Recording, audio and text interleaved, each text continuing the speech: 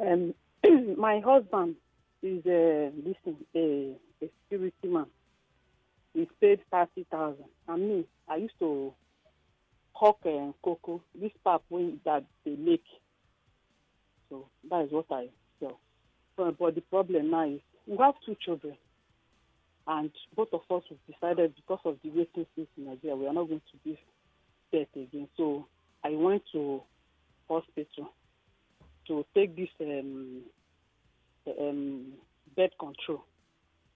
So I used to take it every 3 months. So, but the date of the birth control cells have not ended, and I start noticing some sign of pregnancy. So when I go for a test, I was confirmed that I'm pregnant. So and since then, and one thing with me, once I take in, I don't go out because if I do anything, the baby will not develop again. So we'll go for evacuation. So now, when I now told my husband, this is what I observed. And I said, this is an agreement that we have reached, that no more child, let's just take care of these two that we have. And he's very, very angry with me. And now me, I'm thinking of flushing the child. So my conscience, I don't know if I'm trying to make the right decision by going to flush the child. And if I keep the child, I will not work again. 30,000 naira cannot carry us, cannot sustain us. So I don't know. I'm just confused. I don't know what to do because he's very angry with me. Yes, don't abort that baby. You were taking your medication, and eventually the baby came. That baby has a purpose. Taking out that baby is tantamount to murder. You don't obey your husband and disobey God. Keep that baby. You will never regret it. God has a reason for bringing that baby into your life. Please keep that baby. Even though your husband tomorrow will rejoice that he didn't take that baby away. Please keep that baby. I think something is wrong with the birth control file they gave to her. Either the mistake is from her or the mistake is from the hospital. That's number one. Number two, let her just get it out.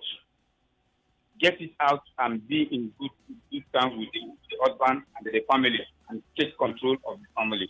We must all agree that if your wife's pregnant, it's really stupid to be mad at her, to be honest. Because I don't see why she's not mad at you for you deciding not to try every other means to not get her pregnant. And then you get her pregnant and you exempt yourself from your lack of something, your lack of foresight, and you blame her. So you make her responsible for your quote unquote, you see that now, because at this point I have to call it irresponsibility. Not because it's irresponsible, but because something as a consequence or something that is a consequence of that singular action emerges and you blame someone else while you are half the game. So if you're half the game and you're saying, well, it's your fault, you're wrong. It's not just her fault, it's also yours. And you create another problem where you miss to see that it's not just her fault, it's also yours. And I think if we are going to reevaluate motive, it may just be a case of the men panic and then they act outside character. This is me trying to make an excuse for you. Maybe you're just out of mind and out of character. So I'll say that to say that when your wife gets pregnant, you can't blame her. There's the good old game of pull out. So why aren't you pulling out? Like, do I have to tell them here? So if you're not pulling out, for what reason, how are you blaming her? Like, I could make a show out of that. Okay, but now, I'm just saying you can't be blaming her. Like, women have to deal with too much already. All right? Thank you.